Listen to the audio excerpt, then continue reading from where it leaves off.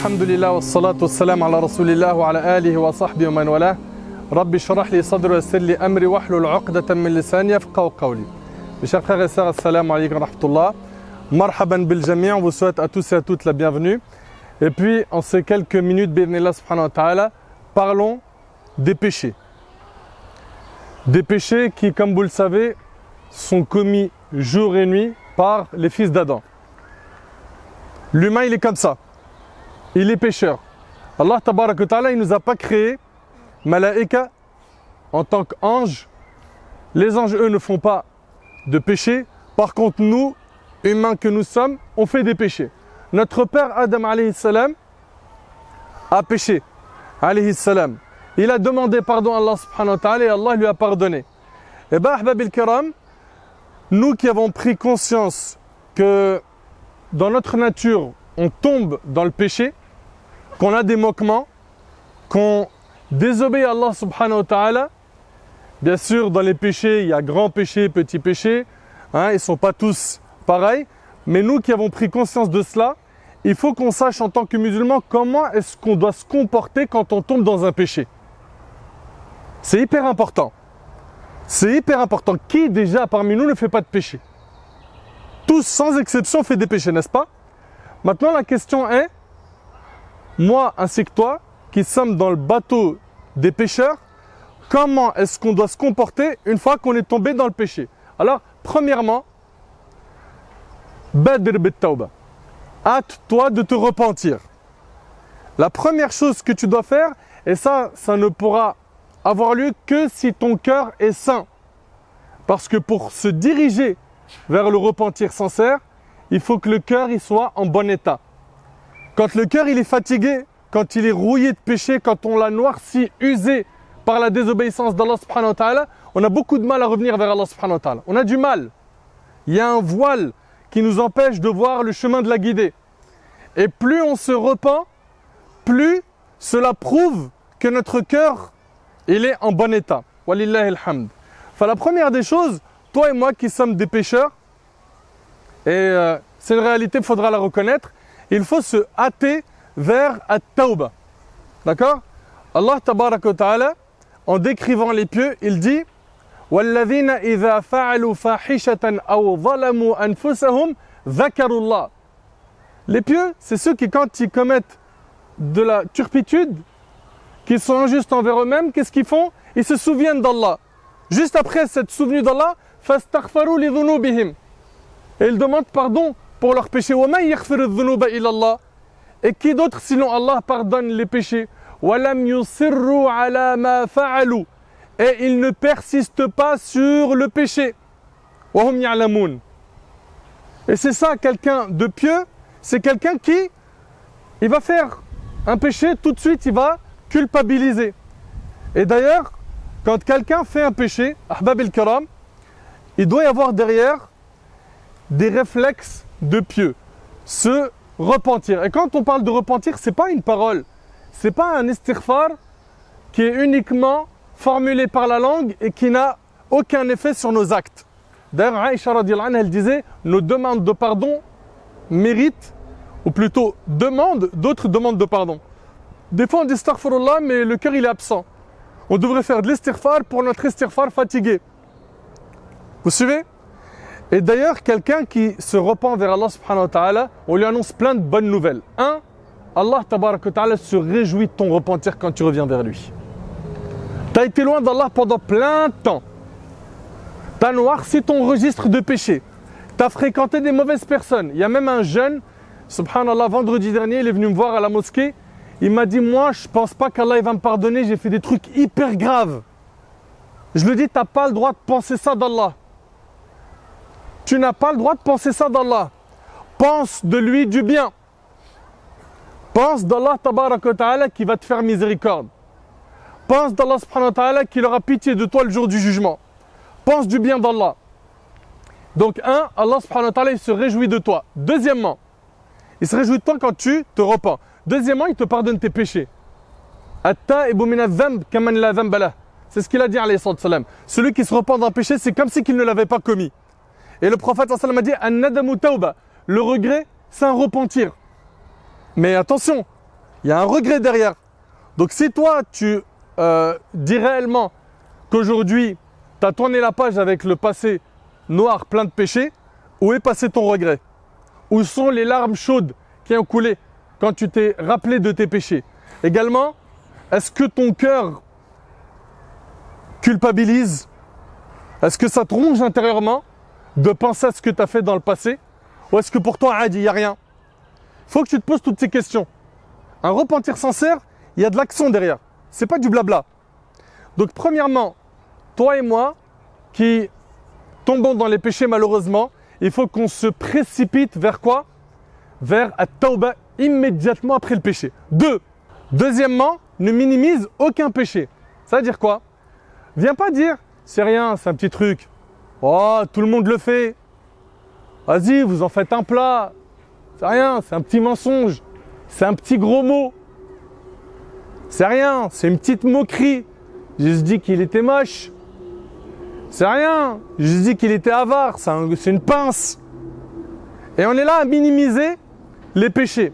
Bilal ibn Sa'd, rahimahullah, il disait, ne regarde pas la petitesse du péché, mais l'immensité de celui que tu es en train de désobéir.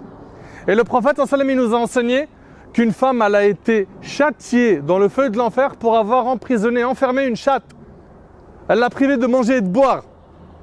Un animal.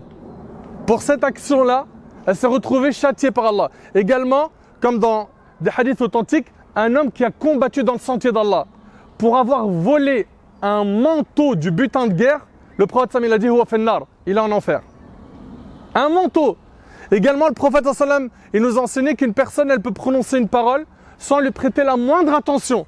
Celle-là peut être la cause de sa perte. Il peut se retrouver dans les plus bas-fonds de l'enfer, qu'Allah nous en préserve, pour une parole. Donc ne minimise jamais le péché. On en a plein comme ça malheureusement qui ont ce comportement où c'est rien, c'est pas grave. C'est ultra grave de penser ça. Et Abdullah ibn Mas'ud radiyallahu anhu, comme c'est rapporté par l'imam al-Bukhari, il disait que le croyant, quand il fait un péché, il sent comme s'il était en dessous d'une montagne qui allait s'écrouler sur lui. Il se sent pas bien. Et l'hypocrite, quand il fait un péché, pour lui, c'est comme si il y avait une mouche qui passait devant lui, il a fait un geste de la main. Et Anas ibn Malik radiyallahu anhu, il dit, vous faites des péchés qui sont à vos yeux plus fins qu'un brin de cheveux. Nous les comptions à l'époque du messager d'Allah comme des péchés anéantissants. T'imagines un peu, et Anas il parle à qui? Au Tabi'in, la génération d'après. Vous suivez? Donc ça c'est le deuxième comportement adopté quand on fait des péchés. 1, on se hâte de se repentir. Deuxièmement, on minimise pas le péché. 3, on ne divulgue pas le péché après l'avoir fait. La hawla wa la quwwata illa billah. Aujourd'hui, il sort avec une femme, il fait du haram avec elle, il dit à ses potes, il a passé une soirée à boire de l'alcool, fumer de la drogue, à désobéir à Allah subhanahu wa ta'ala, il le raconte et il s'en vante. C'est devenu aujourd'hui une source de fierté chez certains d'étaler leurs péchés. Et le prophète sallallahu a dit, dans le hadith rapporté par Bukhari et Muslim, toute ma communauté peut prétendre à la clémence d'Allah, sauf ceux qui divulguent leurs péchés au grand jour. Vous imaginez? Et on entre au paradis que par la miséricorde d'Allah subhanahu wa ta'ala. Et c'est hyper grave de venir. Alors, tu as fait un péché, c'est gravissime. En plus de ça, tu le divulgues. Tu le dis aux gens. Ça fait double péché. C'est très très très grave. Donc on a dit 1, et j'aimerais que ce soit retenu, Allah yajazikum khair. À toi de te repentir. 2, ne minimise jamais un péché. 3, ne divulgue pas ton péché. 4, attention aux péchés multipliés. Attention aux péchés multipliés. Alors il y a des péchés qui sont multipliés. Et il y a des péchés qui sont plus graves que d'autres, n'est-ce pas? Et il y a des péchés qui, lorsqu'ils sont commis dans certains endroits ou certains moments, sont plus graves que d'autres. Par exemple, quelqu'un qui désobéit à Allah à Paris, quelqu'un qui désobéit à Allah à Mecca, c'est pas pareil. C'est pas pareil. Les savants disent que le péché, il est multiplié à la Mecque, tout comme les bonnes actions sont multipliées. Également, il y a des moments où le péché est plus grave, comme fil ashhur al-hurum, les mois sacrés. Également, si le péché vient mimman yuqtada bih, d'une personne qu'on prend pour modèle. Quand une personne, on la prend pour modèle, dans la communauté musulmane et que cette personne-là fait des péchés, eh ben, c'est plus grave que n'importe qui. Pourquoi? Parce que cette personne-là, elle est censée être quoi? Une personne qui représente la Ummah. Vous suivez? D'ailleurs, Allah Tabarak wa Ta'ala, quand il a parlé aux femmes du prophète sallam, qui sont des modèles, on est d'accord ou pas? Elles sont des modèles. Allah Azza wa Jal, il a dit aux femmes du prophète sallam, Ô femmes du prophète, une peine double sera infligée à celle d'entre vous qui aura commis une turpitude flagrante. car ces femmes-là sont des modèles. Faites très attention quand vous êtes des représentants d'associations, de mosquées, ou bien vous êtes des imams, des prêcheurs, des personnes qu'on prend pour modèle, des enseignants, des enseignantes. On n'a pas dit soyez des anges, vous ne le serez jamais. Mais faites très attention. Et quand je dis faites très attention, est-ce que je suis en train de dire surveille ton image aux yeux des gens? Les gens ils vont pas te juger, tu n'as pas de compte à leur rendre le jour du jugement. Faites très attention à ton image. Par rapport à qui? Par rapport à ton Seigneur Allah Tabarak wa Ta'ala. Fais un effort sur toi pour essayer de corriger un maximum de tes erreurs. Ok? Donc on a dit premièrement, pas tous à la fois s'il vous plaît, merci. Oui? Se repentir rapidement. 2. Non. Ne pas minimiser le péché. 3. Ne pas divulguer le péché. 4. Attention au péché multiplié. Subhanallah, il y a des gens, ils ne se contentent pas de leur péché. Il fait le péché, mais il va l'enseigner aux autres. Ça peut être une insulte. Ça peut être comment fumer, comment voler, comment tromper ton patron, comment gratter un peu plus dans la caisse de la boîte dans laquelle tu bosses, etc., etc. Donc lui, non seulement il emmagasine les péchés de cet acte blâmable qu'il fait, mais il l'enseigne aux autres et donc il est en train de gratter même dans les péchés des autres. Et c'est un péché qui continue à l'accompagner même après sa mort. Allahu Akbar. Vous vous imaginez un petit peu? Il est dans sa tombe et le compteur il est en train de bosser. Pourquoi? Parce que c'était quelqu'un qui enseignait aux gens comment faire le mal, comment propager le péché, qu'Allah il nous en préserve. D'accord? Faites très attention au péché multiplié. Le péché multiplié, c'est le péché que tu vas enseigner à quelqu'un et qui va l'enseigner à quelqu'un d'autre et ainsi de suite jusqu'à ce que tu te retrouves avec une chaîne de personnes qui font ce péché et c'est dans ton compte à toi le jour du jugement. Également, après avoir parlé de ces 4 points, 5e point, fais suivre la mauvaise action d'une bonne. Celle-ci l'effacera et c'est ce que le prophète sallam nous a enseigné. Fais suivre la mauvaise action d'une bonne, celle-ci l'effacera. Donc, tu as fait un péché, efface ce péché par le fait d'accomplir une bonne action. Innal hasanat yudhhibna as-sayyi'at. Allah Ta'ala, il nous dit que les bonnes actions effacent les péchés.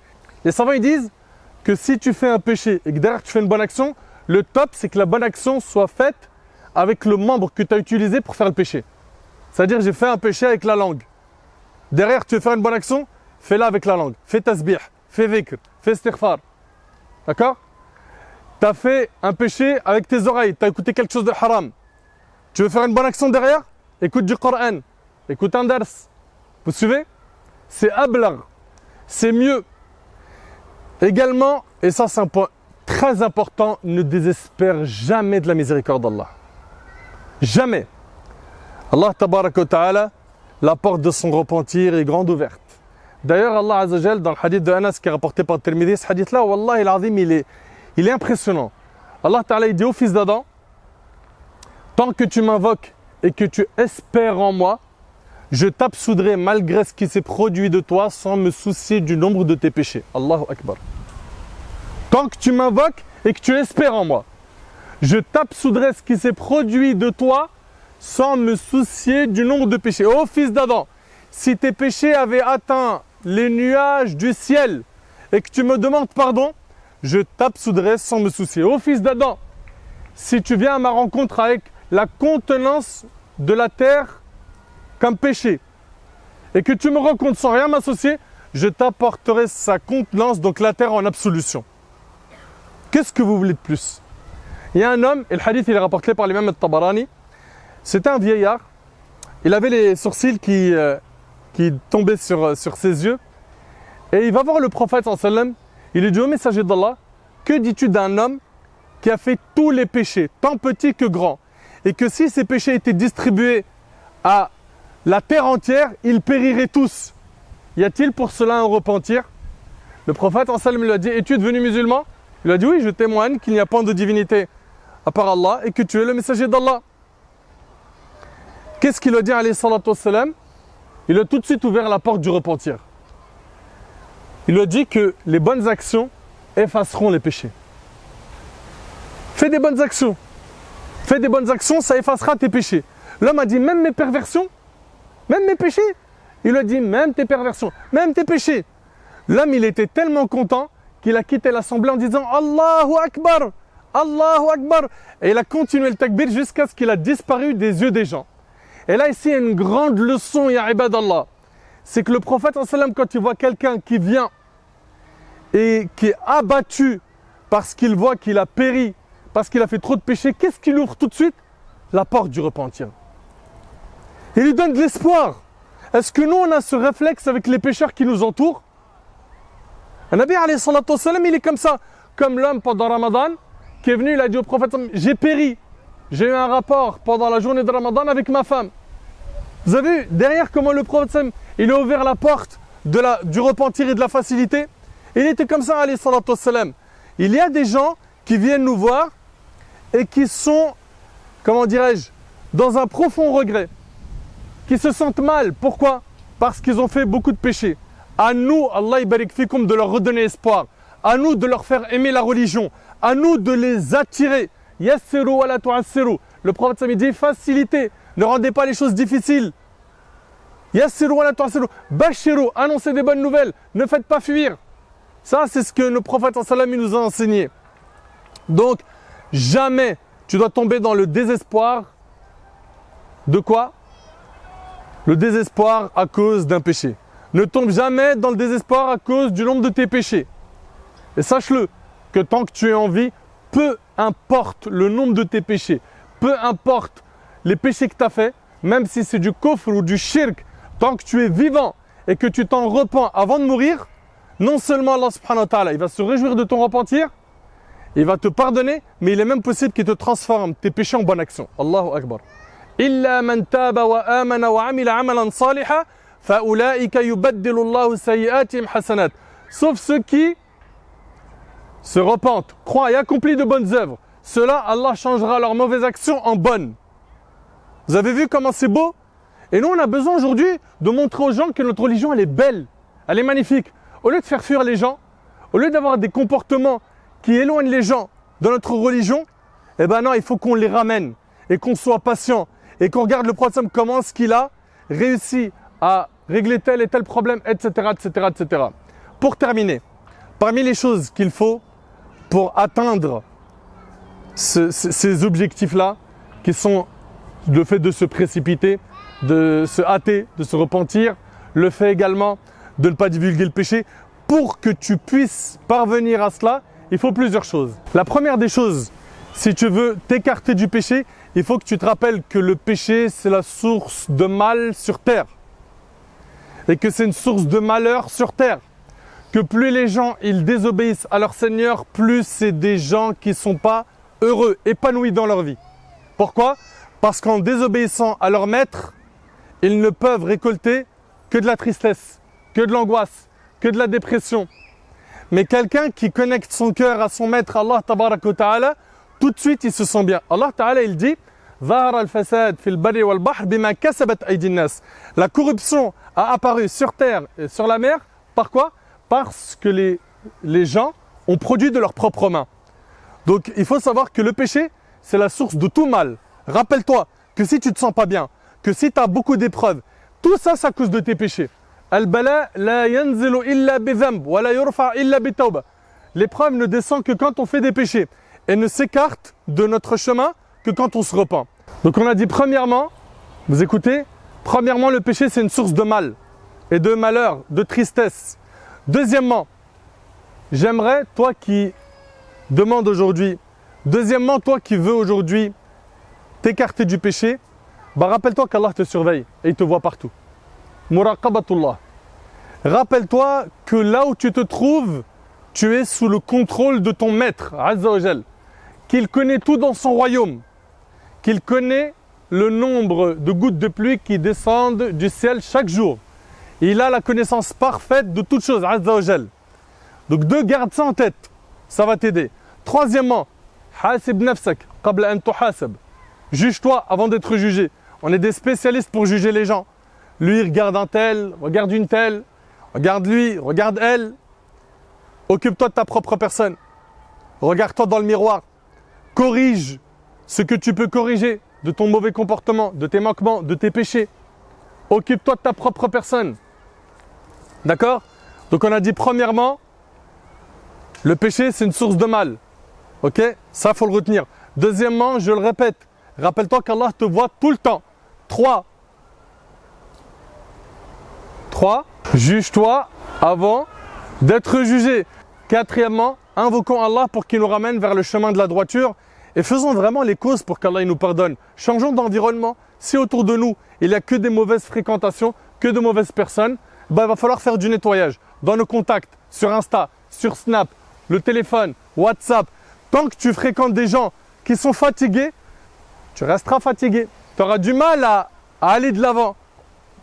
Tous tes amis te parlent que de shopping, de maquillage, te parlent que de vêtements de luxe, de voyages, de chansons, de musique, de clips. Ils te parlent que de films, ils parlent que de rappeurs, ils parlent que de vêtements ou d'autres qui vont te parler de la mode, etc.